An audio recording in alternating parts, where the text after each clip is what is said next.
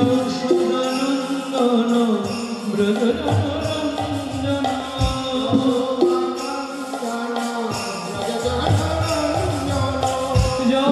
যশোদানন্দন ব্রজরঞ্জন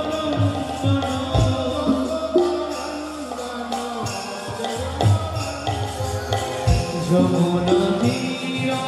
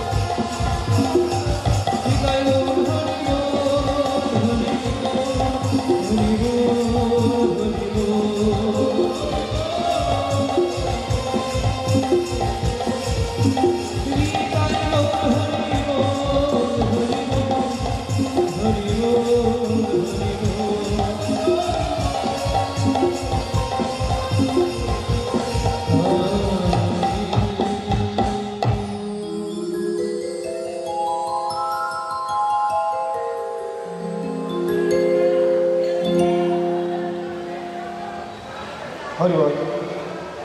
অতক্ষণ আপনারা গৌরী ভজন আস্বাদন করলেন। এবারে আমাদের প্রভু এসছেন, কিছু হরিকথা এবং কিছু ভাগবতের কথা আপনাদের কাছে শোনাবেন। উনি কুলটির থেকে আগত আনন্দ, হ্যাঁ আচ্ছা, চিত্তরঞ্জন থেকে আগত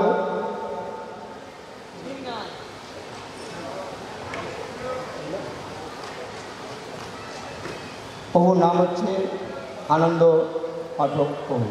তার মুখ থেকে হরিকথা এবং ভাগবত কথা শ্রবণ করুন।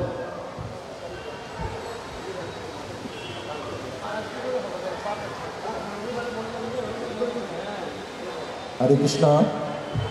যাক, আমরা খুব সুন্দর আমাদের এই প্রভুর কাছ থেকে গৌড়ীয় ভজন শুনলাম, হ্যাঁ, এবং আরও শুনতে ইচ্ছা করছে, কিন্তু এখন সময় খুবই কম। ভগবানের সন্ধ্যা আরতি টাইম চলে আসবে। তা আমি কিছু ভগবানের জগন্নাথ দেবের লীলা কথা এবং গীতার কয়েকটা ব্যাখ্যা, ভগবান যে বলছেন এই কথাগুলো, এই কয়েকটা আমি আপনাদের কাছে বোঝাবার চেষ্টা করব, যদিও হয়তো কিছু ভুল বলে থাকতে পারি।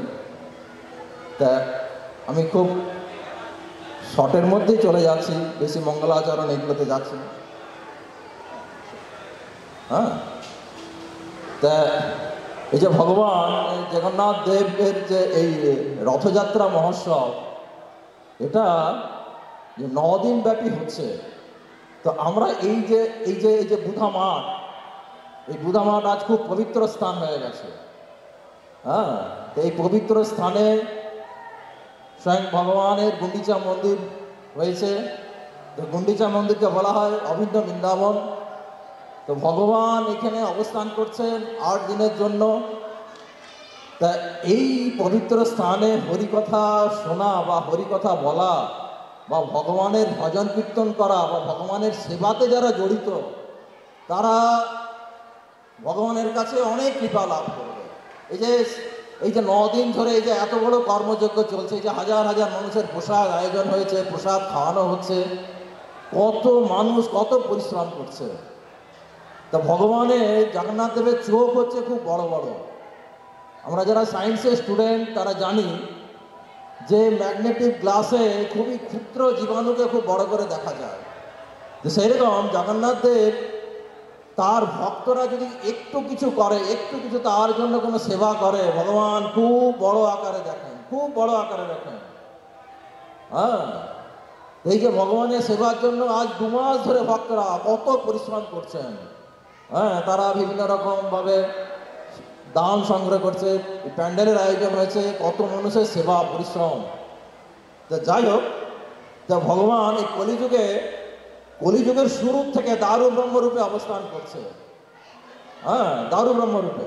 কারণ কি, এটা ভগবান বলে দিয়েছে যে আমার যে সেবা করবে, আমার যে দর্শন করবে, সে আর মাতৃগর্ভে আসবে না। এই জন্য শাস্ত্রে বলছে যে রথারূঢ় জগন্নাথ দর্শন করলে মাতৃগর্ভে আসতে হয় না।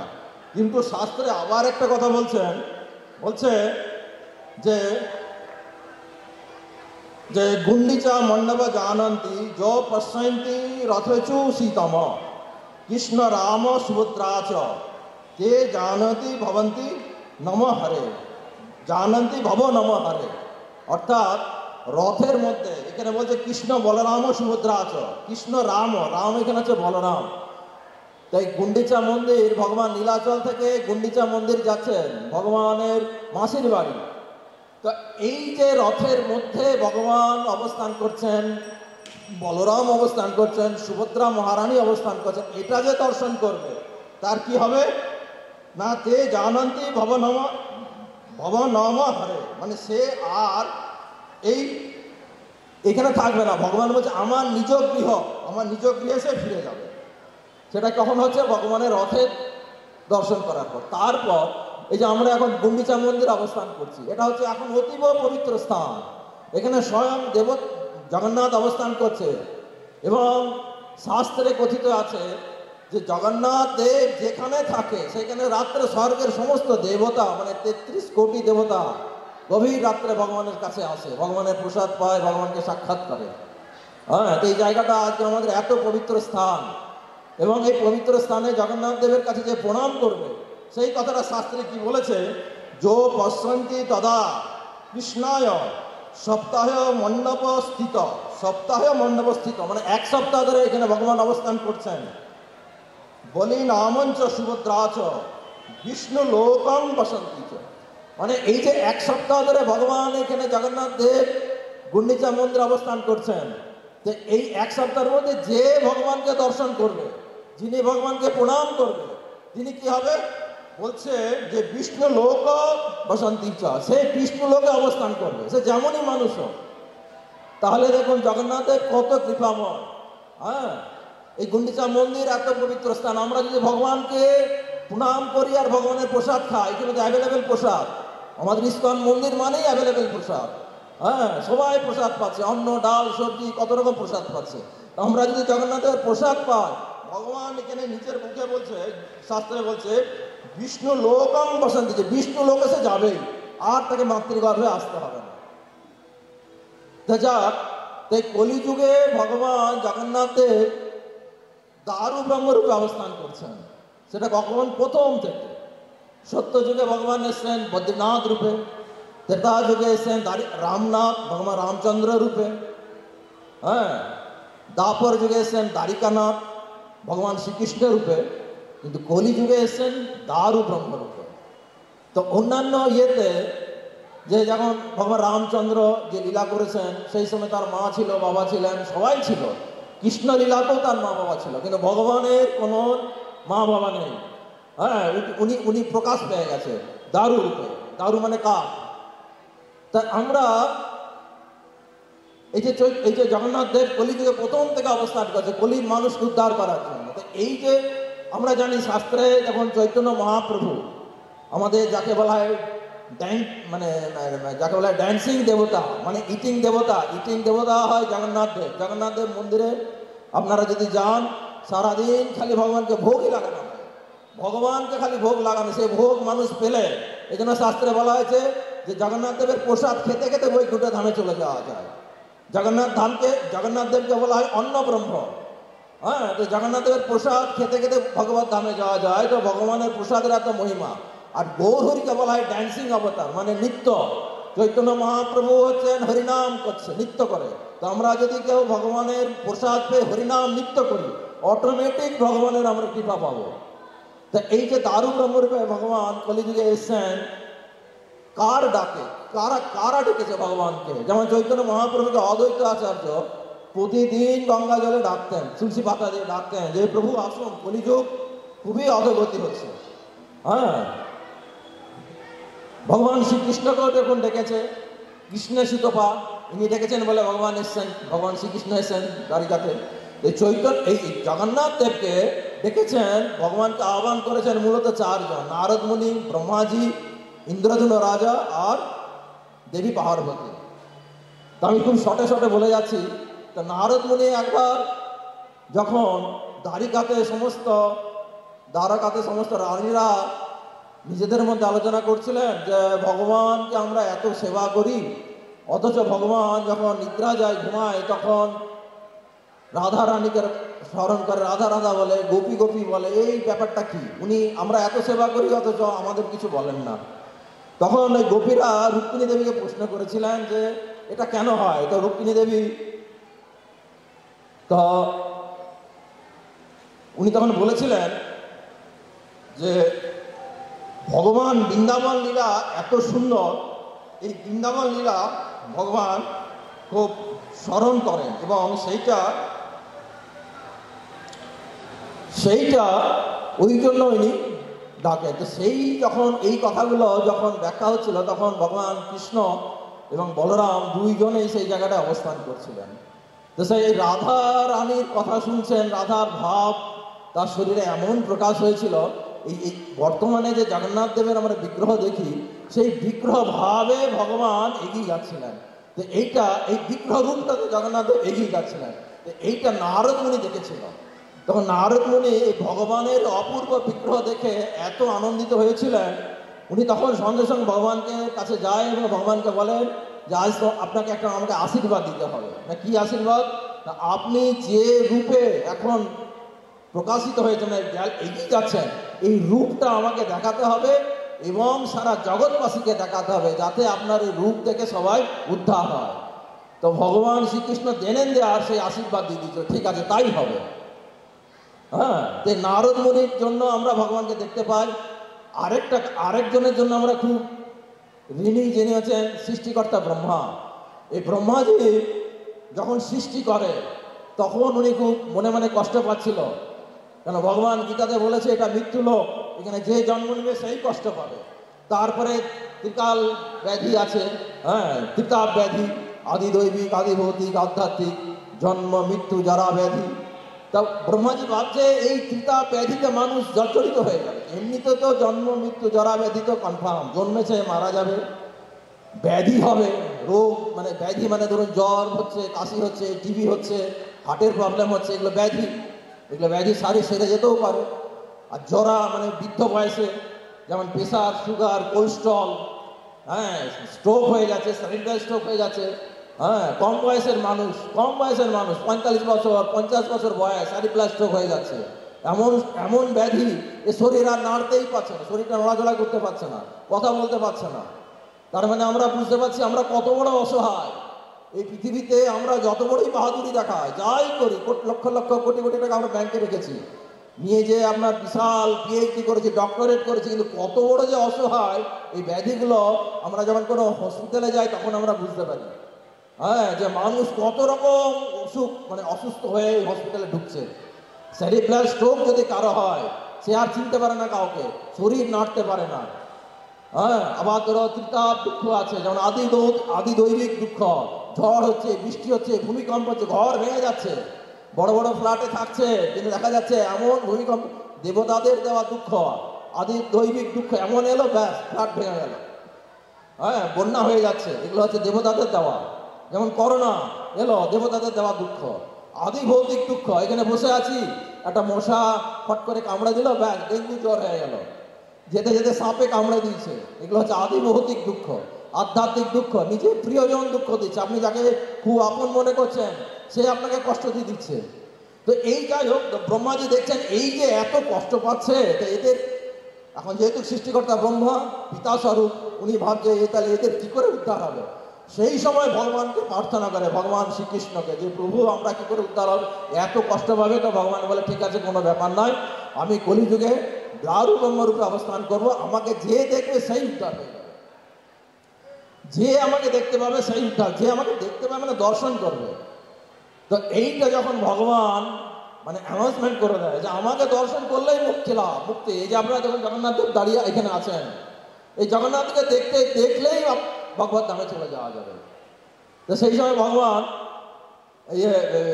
নারদ মুনি আপনার যমরাজ প্রশ্ন করেছিলেন তাহলে আমি তাহলে কি করবো। তো তখন ভগবান এটাও কন্ডিশন করে, এই যে নীলাচল ধাম জগন্নাথপুরীতে ভগবান বলছেন এই পুরীর ডিস্ট্রিক্টের মধ্যে যে ঢুকবে তারই পাপ ক্ষয় হয়ে যাবে। তো জগন্নাথ দেব তখন যমরাজকে বলেন যে সারা পৃথিবীতে তোমার কাজ হবে, কিন্তু জগন্নাথপুরীতে তোমার কোনো ইয়ে হবে না, তোমার অ্যাক্টিভিটিস চলবে না। যেমন এই যে বৃন্দাবন বলছে, গুন্ডিচা মন্দির যেখানে হয় সেখানে হচ্ছে বৃন্দাবন ধাম, এখানে আমরা যারাই আছি আমরা এখানে পুরো প্রোটেকশনে আছি, জগন্নাথ দেবের প্রোটেকশন, এখানে যমরাজ কোনো কাজ করতে পারবে না। তো যাই হোক, এইভাবে ব্রহ্মার আহ্বানে ভগবান দারু ব্রহ্মরূপে অবস্থান করছেন। তারপরে ইন্দ্রদুম্ন রাজাও চেয়েছিলেন যে আমি সাক্ষাৎ ভগবানকে দেখবো, সরাসরি দেখতে চাইছে। এই জন্য উনি মুনি ঋষিতে ডাকছিল যে আমি কি করে ভগবানকে দর্শন পাবো। তখন মুনিরা বলে যে তুমি ভগবানকে দর্শন পাবে, হ্যাঁ, তুমি ভগবানকে আহ্বান করো। তো ইন্দ্রদুম্ন রাজা খুব বড় ভক্ত ছিল এবং ভগবানের খুব প্রিয় মানুষ। তো উনি যখন আহ্বান করেছিলেন তখন উনি স্বপ্ন দেখেছিল, কি ভগবান জগন্নাথ দেব স্বপ্ন দিয়েছিল যে আমি নীলাচলে অবস্থান করছি, নীলাচল পর্বতের উপরে, নীল কুঠিরের মধ্যে, গুহার মধ্যে, তুমি আমাকে আমার সেবা পূজা করার জন্য আমাকে মন্দির করো। তো ইন্দ্রদুম্ন রাজা যখন স্বপ্ন পায় তখন উনি কি করেন, তার সভার মন্ত্রীদের মধ্যে একজন বিদ্যাবতী, উনি নিয়ে এসেছিল জগন্নাথকে, ওনাকে পাঠায় যে নিয়ে এসো, ডেকে নিয়ে এসো। তুমি আবিষ্কার করো। তো যাই হোক, উনি তারপরে এভাবে যায় এবং জগন্নাথকে আহ্বান করেন, যেটা কখন হয়েছিল না, ব্রহ্মাজির 100 বছর আয়ু। তো ভগবান স্বপ্ন দিয়েছিলেন যে ব্রহ্মাজির 50 বছর পর্যন্ত আমি মানে মানে শিলারূপে থাকবো, তারপর দারুব্রহ্ম রূপে আমি আসবো সেই সময়। হ্যাঁ, তো এখন ব্রহ্মাজির বয়স 50 বছর পেরিয়ে গেছে, মানে সত্য, তেতা, দাপর, কলি, এটা হচ্ছে 4 যুগ। এই চতুর্যুগ, এই 4টা যুগ মিলে একটা চতুর্যুগ। এইরকম 1000 বার চতুর্যুগ যখন ঘুরে 1000 বার চতুর্যুগ, মানে সত্য, তেতা, দাপর, কলি, এইভাবে 4টে যুগ যখন 1000 বার হয়, তখন হয় ব্রহ্মাজির একদিন। আবার এরকম এই একদিন মানে 12 ঘন্টা।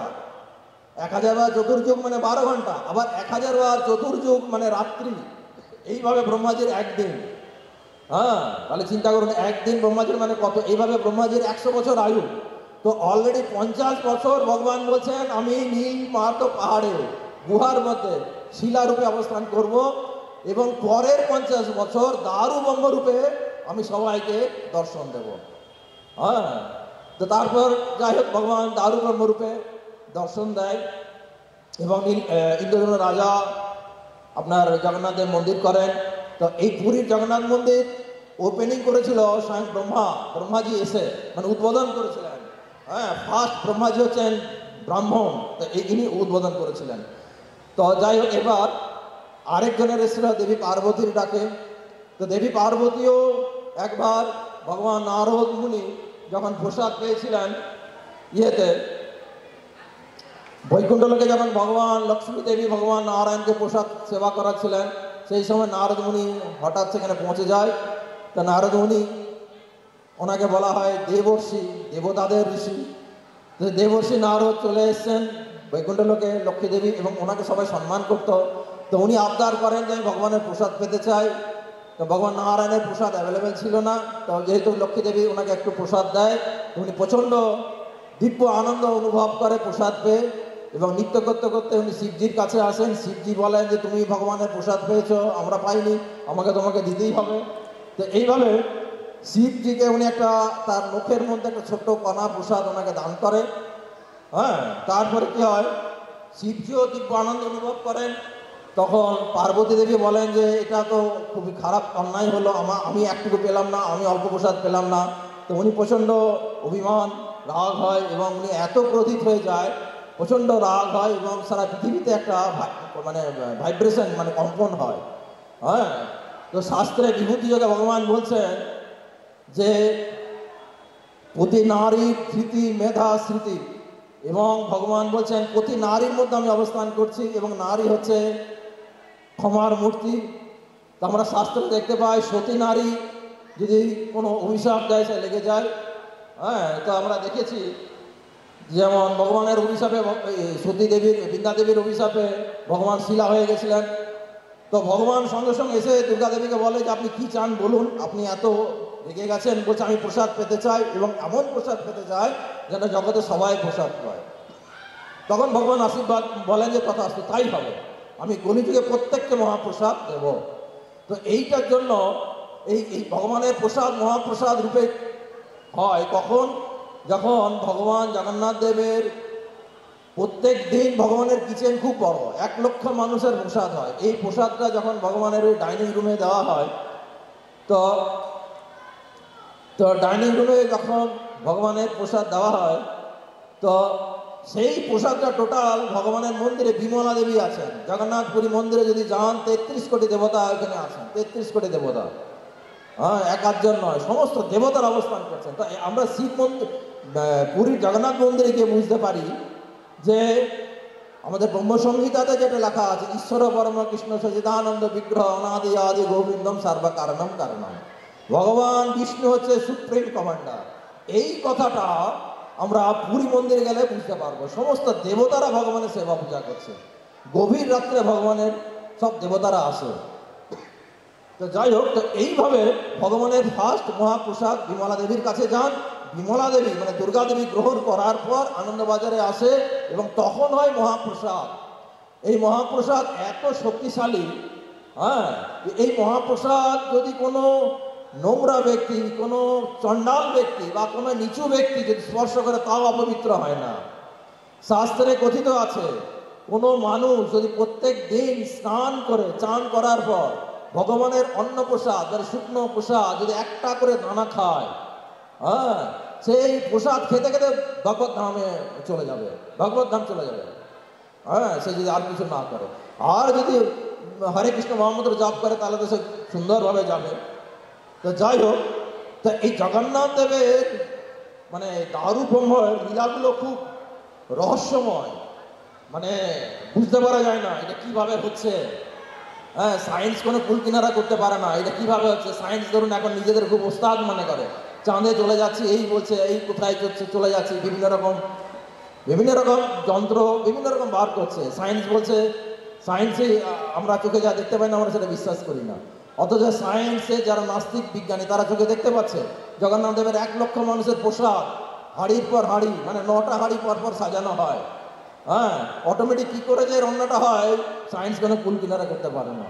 অথচ অল্প আগুন দেওয়া হয়, ভগবানের কিচেনে কোনো গ্যাস নেই, কোনো ইলেকট্রিক সিস্টেম নেই, অটোমেটিক অল্প খড় আর কাঠ দিয়ে দিল, জগন্নাথ দেবের 1 লক্ষ প্রসাদ, 1 লক্ষ মানুষের প্রসাদ, এত বড় কিচেন, এবং তাও প্রসাদ, তাও ভোগটা তৈরি হয় কত বড় ইয়েতে, মানে 9টা হাঁড়ি থাকে, হাঁড়ির পর হাঁড়ি, প্রথমের হাঁড়িটা সব থেকে আগে হয়। তো এই জগন্নাথ দেবের ভূমিকাগুলো অদ্ভুত, মানে রহস্যময়।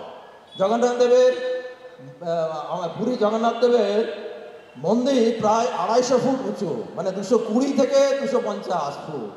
তো প্রত্যেক দিন ভগবানের ধ্বজা চেঞ্জ করা হয়, অথচ যে পূজারী ধ্বজা নিয়ে ওঠেন তার কোনোদিন শুনতে পাবেন না যে স্লিপ খেয়ে পড়ে গেছে, কোনো মই দিয়ে বা সিঁড়ি দিয়ে ওনারা ওঠে না, অটোমেটিক পাথরের সিঁড়ি আছে, সিঁড়ি হয়ে উঠে যায়।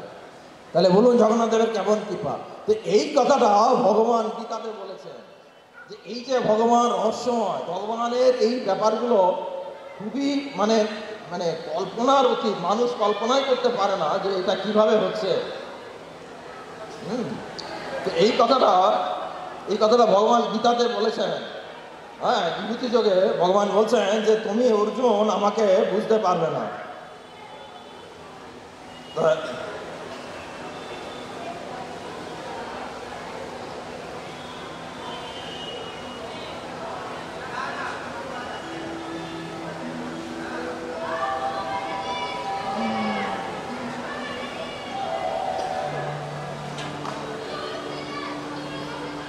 ভগবান গীতাতে বলছেন যে অহমেবা, শ্লোকটা আমি বার করছি, 1 মিনিট।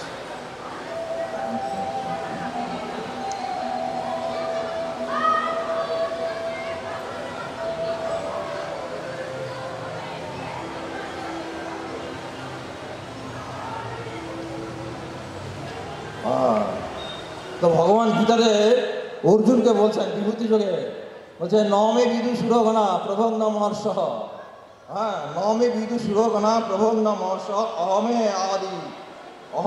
অহমে আদি হি দেবানাং মর্ষিণানাং চ সর্বস্ব। এই অর্জুন, এই আমাকে কোনো দেবতা কোনো ঋষিরা বুঝতে পারবে না আমি কি জিনিস, বা আমার সৃষ্টি কোথা থেকে হয়েছে, কিভাবে হয়েছে, এটা আমাকে কেউ বুঝতে পারবে না। হ্যাঁ, তো এই কথাটা আমরা জগন্নাথ পুরী মন্দিরে গেলে বুঝতে পারবো যে ভগবানের যে এই ক্রিয়াকলাপগুলো, হ্যাঁ, যে কত অদ্ভুত। হ্যাঁ, তো যাই হোক, তো এইভাবে জগন্নাথ দেবের আহ্বানের কথা আমরা শুনলাম। তো এইবার আমি একটা ছোট মানে সত্য ঘটনা আপনাদের কাছে বলছি যে এই যে জগন্নাথ দেবের আনন্দবাজারের প্রসাদ, ভগবান বলছেন এটা মহাপ্রসাদ, এটা খেলে উদ্ধার হবে, এবং গভীর রাত্রে সমস্ত দেবতারা প্রসাদ পেতে আসেন, গভীর রাত্রে মানে রাত 12টার পর।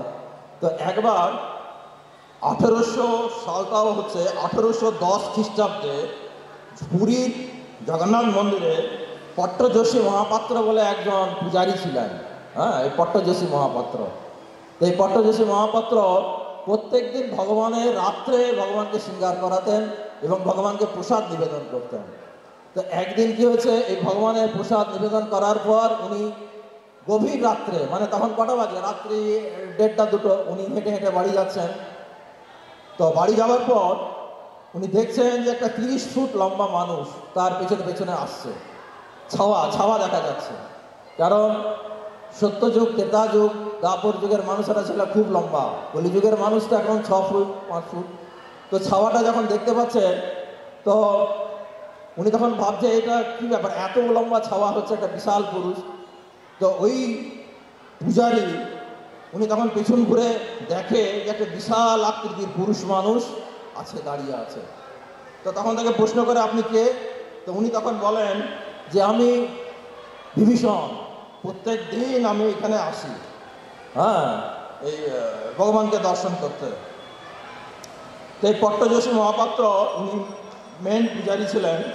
তো উনি বলছেন, আপনি প্রতিদিন দেখতে আসেন এখানে? বলছে, আমি প্রতিদিন জগন্নাথকে দেখতে আসে। তো বলছে, আপনি বলুন তাহলে আপনি কি চান? তো পট্টযশী মহাপাত্র তখন বলেন যে আমি যে আপনি যে বিভীষণ, তার প্রমাণস্বরূপ আমি সবাইকে কি দেখাতে পারি যে আপনাকে আমি আজকে দেখতে পেয়েছি। তো ওই বিভীষণ, কেন আমরা জানি বিভীষণ জীবিত আছে এখনো। তো বিভীষণ তখন তার হাতের একটা বস্ত্র, এই যে হাতে আমরা বিভিন্ন তাগা বাঁধি, এই তাগাটা খুলে দিয়ে দিয়েছিল। তো এই তাগাটা এত বড় ছিল, একটা বিশাল গরুর গাড়ির চাকা যতটা ডায়ামিটার তত বড় একটা কাপড় ছিল। হ্যাঁ, তো এই চাকা, এত বড় একটা কাপড় ওনাকে দান করে যে এটা তুমি রাখবে। তো এখনও যদি পুরীতে যাওয়া যায়, তা এই কাপড় ওই পূজারীর মানে ঘরে এখনও সেই কাপড়টা রাখা আছে। তো এগুলো হচ্ছে লীলা। আরেকটা ছোট লীলা আমি বলছি, তারপরে আরেকটা গীতা শ্লোক আপনারা পাঠ করছি। তা ভগবানের এক খুবই ভক্ত ছিল এবং সে গরিব। ভগবানের পুরী মন্দির থেকে বহু দূরে, মানে 300 কিলোমিটার দূরে, হ্যাঁ, ওনার নাম ছিল বন্ধু মহান্তি। তো ভাগবতমে এক জায়গায় ভগবান ব্যাখ্যা করছেন, সুখদেব গোস্বামী বলছেন যে ভগবানকে যে সেবা পূজা করে না, ভগবানকে মানে আমাদের ধর্মই হচ্ছে, আমাদের ধর্ম হচ্ছে ভগবানের সেবা করা, মানুষের ধর্ম। বলছে যে ভগবানকে যে সেবা পূজা করে না, সে হচ্ছে পশু না, পশুর মতন আচরণ। হ্যাঁ, সে পশুর মতন খাবে দাবে, স্ত্রী সঙ্গ করছে, ঘুমিয়ে যাচ্ছে। তো গীতাতে যেমন ভগবান বলছেন যে তুমি যেটা খাচ্ছ আমাকে দিয়ে খেতে হবে। তো সেটা যখন জগন্নাথ পুরীতে আমরা দেখতে পাই, সমস্ত ভোগ ভগবানকে অর্পণ করে খাওয়া হচ্ছে। তো এই বন্ধু মহন্ত এত বড় ভগবানের বন্ধু ছিল, এটা বেশি দিনের ঘটনা নয়। এটা হয়েছে 1900 সালটা আমি বলে দিচ্ছি, এগুলো সব আছে 1990 সালে, 1890 সালে। আর 1912 সালে হচ্ছে বিহারী ঠাকুর একটা ঘটনা। তো 1890 সালে এই বন্ধু মহন্ত একবার কি হচ্ছে, সারা উড়িষ্যাতে খরা হয়েছে, খরা। তো আমরা সচরাচর এটাও দেখতে পাই, উড়িষ্যা ডিস্ট্রিক্টে খরা হয় না, কারণ ভগবানের যে অন্নপ্রসাদ রান্না করা হয়, ওই অন্নটা পুরী ডিস্ট্রিক্টের মধ্যেই উৎপাদন হয়। হ্যাঁ, পুরী ডিস্ট্রিক্টের মধ্যেই প্রোডাকশন হয়। মানে ভগবানের অন্ন বর্ধমান ডিস্ট্রিক্ট থেকে বা পাঞ্জাব থেকে বা হরিয়ানা থেকে বা রাজস্থান থেকে সাপ্লাই হয় না, পুরী ডিস্ট্রিক্টের মধ্যে যে চালটা উৎপাদন হবে সেইটাই ভগবানের ভোগে লাগানো হয়। হ্যাঁ, এখনো তো। তো সেই সময় একটা অন্য মানে পুরী ডিস্ট্রিক্টে খরা হয়েছে, কিন্তু জগন্নাথ ভগবানের মন্দিরে সে প্রসাদ চলছে। তো সেই বন্ধু মহন্ত কি করেন, তার স্ত্রী পুত্রকে নিয়ে ওনারা ঠিক করে যে না চলো আমরা এখান থেকে চলে যাই। আমরা কোথায় যাব? ভগবানের কাছে, জগন্নাথ দেবের কাছে আমরা এখানে চলে যাই। এটা একটা ছোট লীলা এবং এটা সত্য ঘটনা, এটা বইয়ে লেখা আছে। আপনি যদি জগন্নাথ পুরীতে যান, জগন্নাথ পঞ্জিকা মণ্ডপ বলে ওদের একটা ভাষাতে একটা বই পাওয়া যায়। মিশ্রাজি বলে একজন লেখক, হ্যাঁ আমি নামটা বলে দিচ্ছি, পরে আমি লিখে নিয়ে এসেছি, ওই মিশ্রাজির লেখা এটা।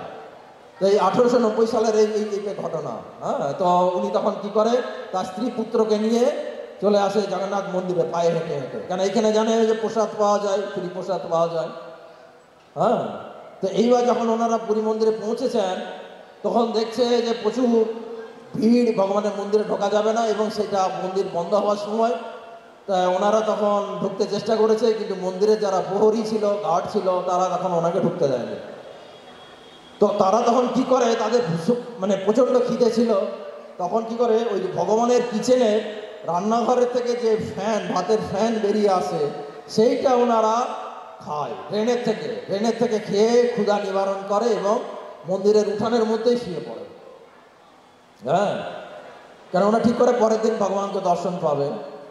তো কিন্তু ওনারা এত ভগবানের প্রিয় ছিল, তখন রাত্রেবেলায় জগন্নাথ দেব কী করেছেন, তার রাত্রে ওই যে ভগবানকে যে গভীর রাত্রে ভোগ লাগানো হয়, সেই ভোগটা কী করেছে, একটা প্লেটের মধ্যে নিয়ে, হ্যাঁ একটা সোনার প্লেট, কেন ভগবানকে সোনার প্লেটে ভোগ লাগানো হয় জগন্নাথপুরীতে, সোনার প্লেটে নিয়ে এসে ভগবানকে ওই ভোগটা দিয়েছে।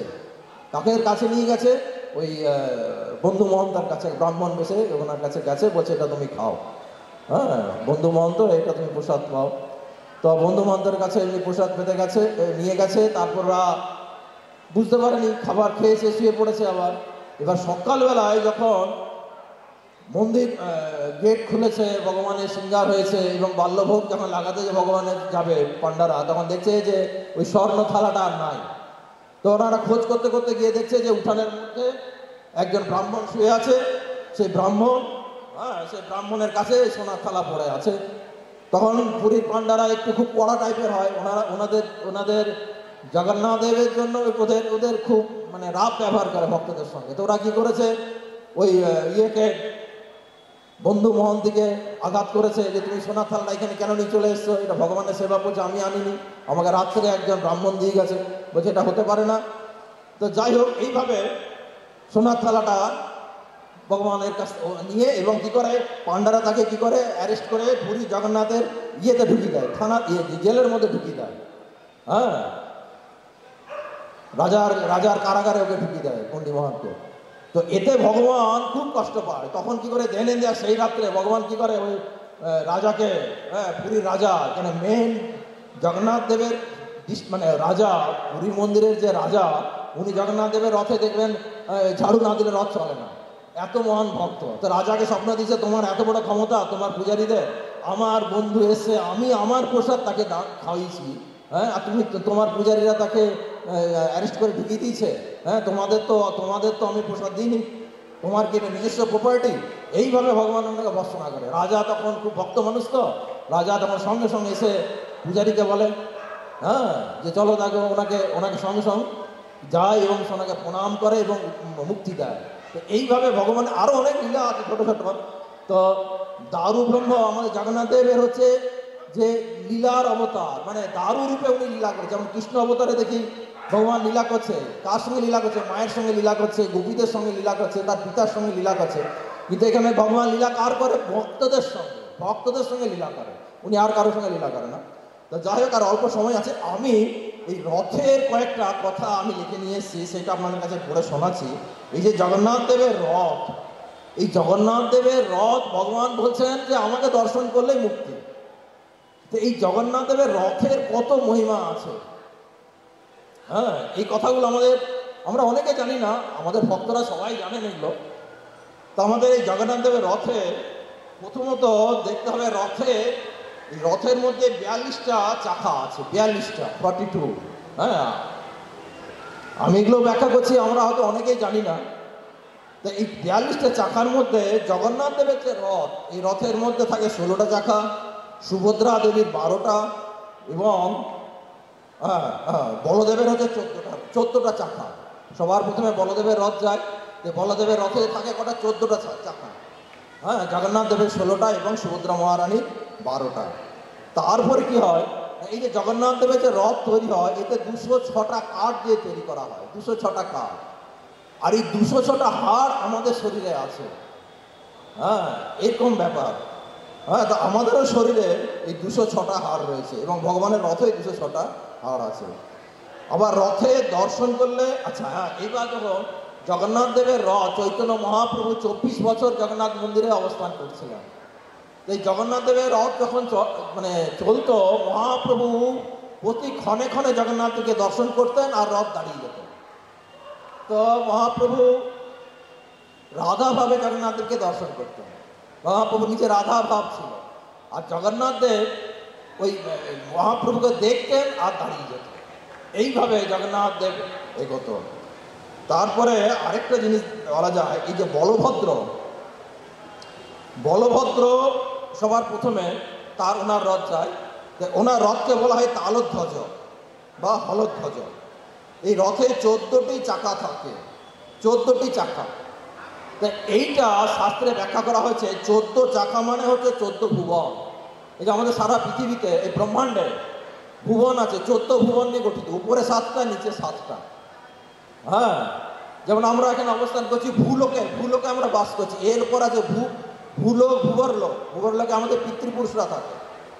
তারপরে হচ্ছে ভূবরলোক, স্বর্গলোক, মহলোক, জনলোক, তপলোক, সত্যলোক বা ব্রহ্মলোক, তারপর বিরজা নদী, বৈকুণ্ঠ লোক।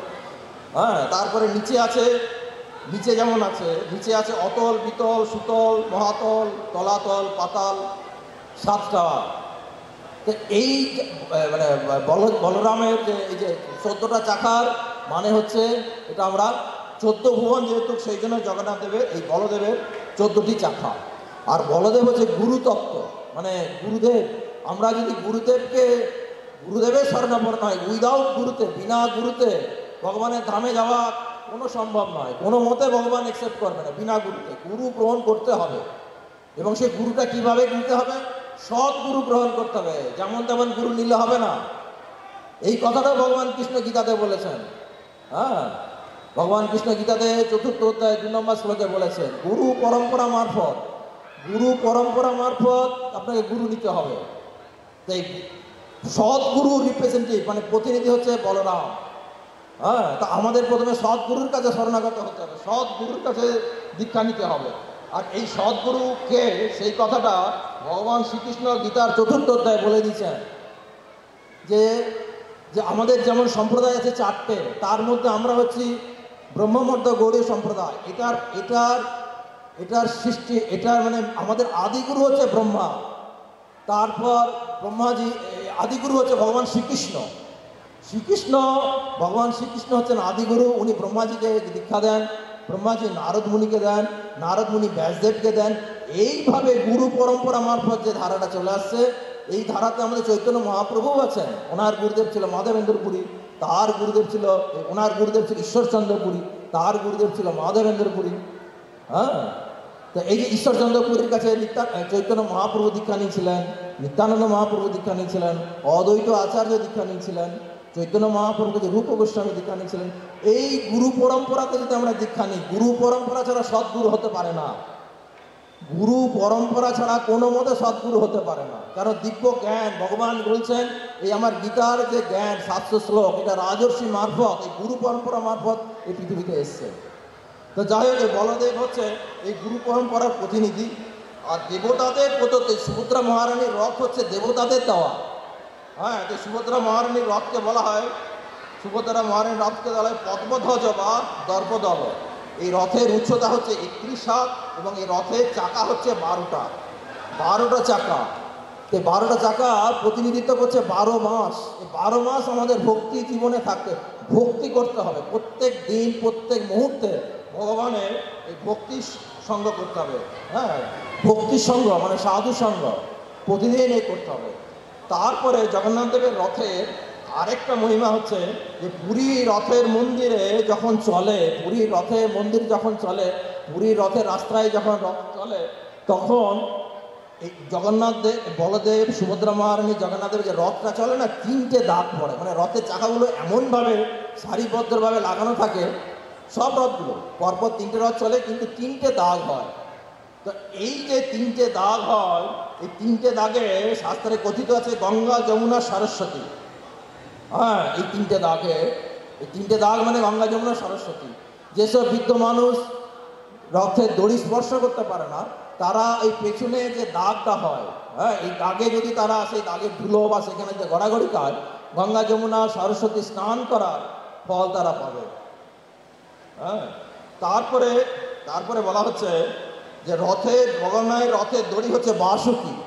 হ্যাঁ, এই রথের দড়ি এত পূর্ণ, তো এটা হচ্ছে ভগবানের কৃপা পাওয়া যায়। এবং এই বিশ্বাস আছে, এই রথের দড়ি স্পর্শ করলে পুনর্জন্ম হয় না। এবং এই জগন্নাথ দেবের রথ সে যেখানেই হয়, জগন্নাথ পুরীতে রথে হোক বা আমাদের এখানে রথের দড়ি স্পর্শ করলেই অশ্বমেধ যজ্ঞের ফল পাওয়া যায়, অশ্বমেধ যজ্ঞের ফল। হ্যাঁ, তারপরে আরেকটা হচ্ছে যে প্রতি বছর জগন্নাথ মন্দিরের রথ নতুন করে সৃষ্টি করা হয়। নতুন মানে নবরথ তৈরি করা হয়। ভগবান জগন্নাথ দেবের রথ প্রতি বছর নবরথে উঠেন, মানে নতুন রথে ওঠেন। এই নব মানে হচ্ছে নতুন, আবার নব মানে হচ্ছে নববিধা ভক্তি। তো এই জন্য জগন্নাথ দেবের রথকে বলা হয় ভক্তির রথ। এখানে ভক্তিভাবে এই জগন্নাথ দেবকে যে মানে ডাকবেন, হ্যাঁ, তিনি ভগবান উদ্ধার করবেন। হ্যাঁ, তো এই নববিধা ভক্তি, ভগবানের রথই হচ্ছে নববিধা ভক্তি। তো এই নববিধা ভক্তির মধ্যে আমরা ভাগবতম দেখেছি, এই নববিধা ভক্তির মধ্যে মানুষ যদি একটা ভাবও মানে ভগবানের অবলম্বন করে, তাহলে ভগবানের কাছে ফিরে চলে যাওয়া যায়। যার জন্য ভগবানের রথ নতুন আকারে সৃষ্টি হয়। তা আমি আপনাদের কাছে ছোট করে একটা বলে দিই এই নববিধা ভক্তিটা কি, এবং এই নববিধা ভক্তির মধ্যে একটাও যদি মানুষ গ্রহণ করে, মানে আমরা সকলে যদি গ্রহণ করি না, ভগবানের কাছে আমরা ইজি ফিরে যাব। এই নববিধা ভক্তির মধ্যে যে ফার্স্ট হচ্ছে শ্রবণম। এই যে এত পবিত্র স্থানে আপনারা বসে হরিকথা শুনছেন, ভজন শুনলেন, এবং একটু পরে আরও মহারাজ আসছেন, এই মহারাজের কাছে আপনারা হরিকথা শুনবেন। এই শ্রবণ কানে শুনেই ভগবানের ধামে চলে যাওয়া যায়। এটা ভগবানের অ্যাপ্রুভ্যাল নিয়ম, মানে নীতি, নববিধা ভক্তি। নববিধা ভক্তির মধ্যে যদি কেউ শ্রবণ করে, শ্রবণ করতে করতে ভগবানের ধামে ফিরে যাওয়া যায়। হ্যাঁ, তো এই শ্রবণ করে তারপরে হচ্ছে কীর্তন। ভগবানের যদি আপনি সারাদিন হরে কৃষ্ণ মহামন্ত্র কীর্তন করেন, হ্যাঁ, কীর্তন করে ভগবানের কাছে চলে যাওয়া যায়। অর্চনা মানে ভগবানের সেবা পূজা করা, বন্দনা, স্মরণ, ভগবানকে যে সারাদিন চিন্তা করছেন যে আমি ভগবানকে কী ভোগ লাগাবো, কী ভগবানকে দেবো, এ করলেও চলে যাওয়া যাবে।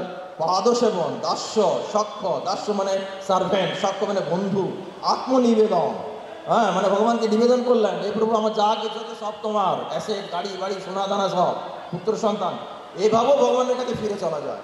তো আমি একটা ছোট করে বলি যে এই যে নববিধা ভক্তিতে কে, যেমন ধরুন কীর্তন, কিছুক্ষণ আগে বললাম না কীর্তন, এই কীর্তন করে সুখদেব গোস্বামী, কীর্তন মানে ভগবানের মহিমা, লীলা কীর্তন, ভগবানের গুণগান কীর্তন করে সুখদেব গোস্বামী ভগবানের কাছে ফিরে চলে গেছেন। অর্চনা, ভগবানের সেবা পূজা করে পৃথু মহারাজ, বন্দনা করে মানে ভগবানের গুণ মহিমা এসব বন্দনা করে অক্কুর মহারাজ, স্মরণ করে ভগবানকে সারাদিন স্মরণ করছে। প্রহ্লাদ মহারাজ সারাদিন স্মরণ করেছিল, এবং প্রহ্লাদ মহারাজ সারাদিন স্মরণ করে ওনার পিতাকেও বুঝিয়েছিলেন যে সমস্ত জায়গায় ভগবান আছে। স্মরণ করে প্রহ্লাদ মহারাজ ভগবানের ধামে যাওয়া যায়। পাদ পদ্ম সেবন, হ্যাঁ, এই ভগবানের সেবা করে কে, লক্ষ্মী দেবী, হ্যাঁ, উনি চলে গেছেন। দাস্য মানে সার্ভেন্ট, তুমি প্রভু আমি চাকর, এইভাবে কে গেছেন, হনুমান, বজরংবলী, ভগবান রামচন্দ্রের মানে সার্ভেন্ট, চাকর হয়ে। সখ্য, ভগবত ধাম লাভ করেছিলেন। সখ্য মানে বন্ধুভাবে, তো আমরা সবাই জানি এটা অর্জুন, হ্যাঁ, এবং ভগবত ধামে লাভ করেছিলেন প্রিয় অর্জুন। এবং আত্মনিবেদন মানে একদম সারেন্ডার। তুমি যদি আমাকে হত্যা করো, তুমি যদি আমাকে বাঁচিয়ে রাখো, তুমি যদি আমার প্রপার্টি কেড়ে নেবে তো কেড়ে নাও, আমার কোনো অভিযোগ নাই তোমার প্রতি। এটা কি করে হয়েছিল? বলদেব, হ্যাঁ, এই বলদেব বলছি আপনার বলি মহারাজ, যাই হোক মাঝে মাঝে ভুল করে ফেলছি। তা এই বলি মহারাজ ভগবানের কাছে আপনার চলে গেছিল আত্মনিবেদন করে, মানে চতুষ্পাদ পথ, মানে ভগবান বামন রূপে এসেছিলেন ওনার কাছে, এবং ওনার কাছে বামন মানে ছোট আকারে ব্রাহ্মণ রূপে, কারণ উনি একটা বিশাল যজ্ঞ শুরু করেছিল। তো যজ্ঞটা হয়ে যেত, তাহলে স্বর্গ পর্যন্ত, ইন্দ্রকে পর্যন্ত উনি যখন তখন পরাস্ত করতে পারত। তখন বলি মহারাজ বলেন যে ঠিক আছে, তখন বলি মহারাজ আসেন যজ্ঞ ভ্রষ্ট করার জন্য, এবং এই বলি মহারাজের গুরুদেব ছিল শুক্রাচার্য।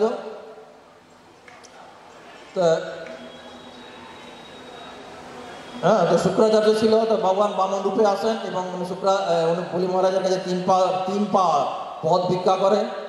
শুক্রাচার্য যখন বলে এনাকে দেবে না, ইনি বামন মানে জ্ঞানা ব্রাহ্মণ নয়, ইনি স্বয়ং বিষ্ণু, তোমার কাছে এসছে সব হরণ করে দেবে। কিন্তু বলি মহারাজ এত দান ছিল বলে সে নেয়, আমার কোনো ইয়ে নেই। তো ভগবান বলি মহারাজ ভগবানকে 3 পা দান করে, 1 পা পুরো স্বর্গ, এই ভূলোক 1 পা নিয়ে নেয়। তারপরে বলো লাস্ট আমার আরেকটা পা কোথায় রাখবো? তখন বলি মহারাজ বলে আমার মাথার উপরে রাখবো। তো এইভাবে পুরো আত্মনিবেদন সমস্ত কিছু দিয়ে দেয়। তো এইভাবে আপনার বলদেব এই ভগবানের এই বলি মহারাজ আত্মনিবেদন করে ভগবানের কাছে ফিরে যায়। তারপরে হচ্ছে তো যাই হোক, এবার এবার প্রত্যেক বছর ভগবান রথে করে সুভদ্রা মহারানীকে এবং বলরামজিকে নিয়ে 8 দিনের জন্য ভগবান ইয়েতে আসে, তার মাসির বাড়িতে আসে। এই যেমন আজকে যেমন আমাদের পঞ্চম দিন, আরও 2 দিন ভগবান থাকবেন। হ্যাঁ, এই গুন্ডিচা মন্দির হচ্ছে অভিন্ন বৃন্দাবন, এবং এই 8 দিন থাকে। তারপর রথ যখন চলে, এটা আমি বলেছি, বলদেবের রথ চলে। বলদেব হচ্ছে গুরুতত্ত্ব, সুভদ্রা মহারানীর রথ হচ্ছে ভক্তিতত্ত্ব। সুভদ্রা মহারানীর রথকে বলা হয় ভক্তিতত্ত্ব, মানে গুরু কৃপা। হ্যাঁ, গুরু কৃপা যদি না পাওয়া যায়, কৃষ্ণের কাছে অপরাধ করলেও কৃষ্ণ মাফ করে দেন, কিন্তু গুরুর কাছে অপরাধ করলে কৃষ্ণ মাফ করে না। হ্যাঁ, তারপরে হচ্ছে জগন্নাথ দেবের, এবার আমি একটু ব্যাখ্যা করি। জগন্নাথ দেবকে রথকে বলা হয় নন্দীঘোষ বা কপিলধ্বজ। এই রথে 16টা চাকা থাকে। রথের রং হচ্ছে পীত, মানে হলুদ। এই জগন্নাথ দেবের রথে 16টা চাকা, মানে 10 ইন্দ্রিয়, 10টা রিপুর প্রতিনিধিত্ব করে। ভগবান বলছেন এই 10 ইন্দ্রিয় আর 10 রিপুকে যদি কন্ট্রোল করতে না পারো, তুমি কিন্তু ভগবত ধামে গিয়েও থাকতে পারবে না, যেতে তো পারবে না ওইখানে। এবং এই জগন্নাথ দেবের প্রতিটা অংশ অত্যন্ত পবিত্র, কারণ জগন্নাথ দেবের রথে 33 কোটি, মানে 33 প্রকার দেবতা অবস্থান করে। যে জগন্নাথ দেবের রথের দড়ি যদি আমরা স্পর্শ করি বা টানি, হ্যাঁ, এই সমস্ত দেবতাদের আশীর্বাদ পাওয়া যায়, সমস্ত দেবতাদের আশীর্বাদ পাওয়া যায়। হ্যাঁ, আমাদের নতুন করে এই দুর্গা দেবীর কাছে, শিবজির কাছে, মনসা দেবীর কাছে, বজরংবলীর কাছে যেতে হবে না। জগন্নাথ দেবের রথে যদি দর্শন করি, রথের জড়ি স্পর্শ করলে সমস্ত দেব দেবীর চরণ স্পর্শ করা হয়, সমস্ত দেবীর চরণ স্পর্শ করা হয়। আর সম্পূর্ণ রথ, ভগবানের জগন্নাথ দেবের রথ হচ্ছে পুরো কাঠের তৈরি। এই কাঠের তৈরি রথ যখন চলে তখন একটা ঘর ঘর আওয়াজ হয়। এইটা হচ্ছে বেদ, বেদের শব্দ, বেদের শব্দ, মানে বেদ, ভগবানের কাঠের যে রথ চলে। এরপরে আমি রশির ব্যাখ্যা করছি। জগন্নাথ দেবের যে রশিগুলো, এগুলো খুব ভয়ঙ্কর ব্যাপার, খুব ভয়ঙ্কর জিনিস। জগন্নাথ দেবের রশি বা বলভদ্রের রশি বা সুভদ্রা মহারানীর রশি। তো জগন্নাথ দেবের রথের রশির নাম হচ্ছে শঙ্খচূড় নাগিনী, মানে সাপ। হ্যাঁ, এটা খুব ভয়ঙ্কর ব্যাপার কিন্তু। তো ভগবান জগন্নাথ দেবের রথের নাম হচ্ছে নন্দীঘোষ, এবং সেই দড়ি দিয়ে যে রথ টানা হয়, সেই রথের সেই দড়ির নাম হচ্ছে মানে শঙ্খচূড় নাগিনী। বলদেবের রথের নাম হচ্ছে তালধ্বজ। এই বলদেব রথে যে রশি থাকে, সেই রশির নাম হচ্ছে বাসুদেব নাগ। হ্যাঁ, আমরা তো ভাবছি যে কোনো রশি, কিন্তু সে সাধারণ রশি নয়। এই জন্য আপনার জগন্নাথপুরীতে যাবেন, দেখবেন সবাই এক টুকরো টুকরো করে রথের রশিটা নিয়ে ভগবানের নিজের বাড়ি চলে যায়। তো বলদেবের রশির নাম হচ্ছে বাসুদেব নাগ, বাসুকী নাগ। এবং সুভদ্রা রানীর রথের নাম হচ্ছে দর্পদল। এই রথের রশির নাম হচ্ছে স্বর্ণচূড় নাগ। হ্যাঁ, স্বর্ণচূড় নাগ। তো তাহলে আমরা দেখুন এগুলো মানে শুনে আমরা কত, মানে ভগবান যে কি জিনিস আমরা একটু রিয়েলাইজ করতে পারি। হ্যাঁ, ভগবানের এই রথটা ভগবানের কাছে কত বিরাট ব্যাপার, আমাদের কাছে কত বিরাট ব্যাপার ভগবানের। হ্যাঁ, আর সেই আবার ধরুন, এই যে জগন্নাথ দেব বলছেন যে আমার কাছে তুমি ফিরে চলে আসতে পারবে যদি তুমি আমাকে দর্শন করো, আমার প্রসাদ খাও। এবং তার থেকেও আরেকটা জিনিস আছে, যেটা আমরা আমাদের মায়াপুর ইস্কন তো এটা সম্বন্ধে বিরাট করে বহু বড় করে আয়োজন করে। হ্যাঁ, মানে কার্তিক মাসে রাস পূর্ণিমার পরের তিথি, রাস পূর্ণিমার পরের পঞ্চমী তিথিতে, হ্যাঁ, যে জগন্নাথ পুরী পরিক্রমা করা হয়। এটাও যদি আমরা করি না, ভগবানের ধামে যাওয়ার মানে অ্যাপ্রুভেল ভিসা টিকিট, মানে বৈকুণ্ঠ লোকে যাওয়ার প্লেনের টিকিট আমরা পেয়ে যাব। শাস্ত্রে আছে 84 কোষ পরিক্রমা করার পর, 84 কোষ পরিক্রমা করলে, ব্রজধাম 84 কোষ পরিক্রমা করলে যে ফল পাওয়া যায়, একদিন ওই শঙ্খক্ষেত্র যদি আমরা পরিক্রমা করি, সেম ফল পেয়ে যাব। সেটা কোন বারে, কখন, যখন তখন নয়, সেটা হচ্ছে কার্তিক মাসে রাস পূর্ণিমার পরের পঞ্চমী তিথিতে, মানে কৃষ্ণপক্ষে। ওই কৃষ্ণপক্ষে ভগবান শ্রীকৃষ্ণের পঞ্চজন্য শঙ্খ ওই জগন্নাথপুরী সমুদ্রে উনি সেটা পেয়েছিলেন। ওই জন্য ওই তিথিতে যদি শঙ্খক্ষেত্র, মানে বাউন্ডারি অফ জগন্নাথ দেবের রাজ্যের সীমানা যদি আপনি পায়ে হেঁটে পরিক্রমা করেন, আপনি ভিসা হোল্ডার অফ বৈকুণ্ঠ লোকে যাওয়ার আপনি ভিসা পেয়ে যাবেন। হ্যাঁ, ভিসা পেয়ে যাবেন, আপনি যেমন অবস্থায় থাকুন। ঠিক প্রভুজি, এবার আমাদের ভগবানের জগন্নাথ দেবের আরতি সময় হয়ে গেছে। আপনার জগন্নাথ দেবকে দর্শন করুন। হ্যাঁ, এবং এটা আজকে হচ্ছে অতীব পবিত্র স্থান। এখানে ভগবানের প্রসাদ, ভগবানের জন্য নিত্য ভগবান দর্শন যদি করেন তাহলে আমরা ইজি ভগবানের ধামে চলে যাবো। শুধু এটা নয়, ভগবান বলছে তুমি যদি ভগবানের ভক্ত হও, হ্যাঁ, সেটার জন্য তোমার জন্য তোমার বংশধরেরা বৈকুণ্ঠবাসী হবে। এই কথাটা শাস্ত্রে বলেছেন। হ্যাঁ, আমি জাস্ট একটা বলছি, জসমিন কুলে বৈষ্ণব না নাং পিতৃ গর্ভী নিত্য নিত্যং সারে। মানে ভগবান বলছেন যে তুমি যদি ভগবানের ভক্ত হও, তোমার পিতৃপুরুষ যারা স্বর্গে চলে গেছে তারা আনন্দিত হবে। হ্যাঁ, এবং অকাল মৃত্যু বা আমাদের যারা সন্তান আদি রয়েছে তাদেরও মঙ্গল হবে, তারা ভগবানের ধামে ফিরে যেতে পারবে। হরে কৃষ্ণ কৃষ্ণ কৃষ্ণ হরে হরে, হরে রাম রাম রাম হরে হরে। আপনারা সকলে হরিনাম জপ করবেন, ঘরে জপ করবেন, ভগবানকে দর্শন করবেন, সেবা করবেন। একবার সবাই হাত তুলে বলুন, হরে কৃষ্ণ কৃষ্ণ কৃষ্ণ হরে হরে, হরে রাম রাম রাম হরে হরে। জয় জগন্নাথ মহাপ্রভু কি জয়, জয় সুভদ্রা মহারানী বলদেব মহাপ্রভু কি জয়। হরে কৃষ্ণ।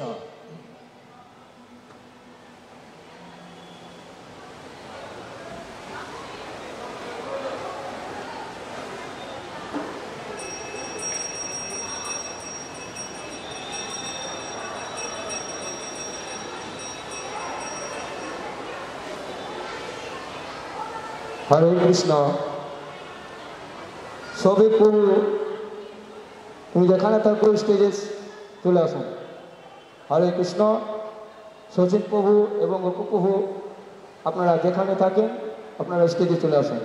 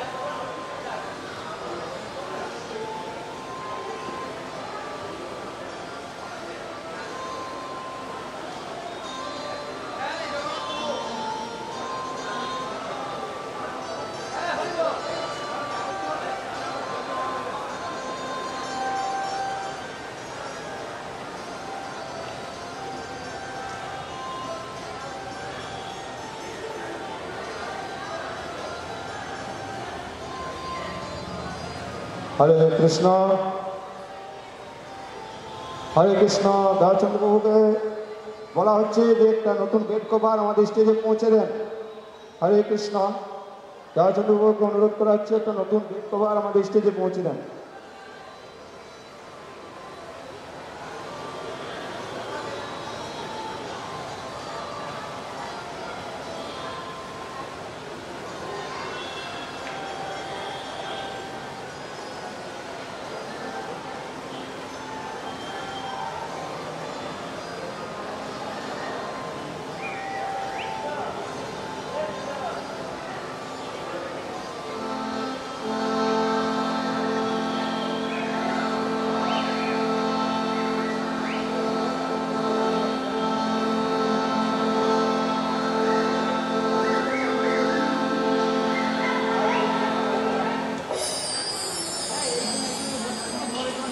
বাজার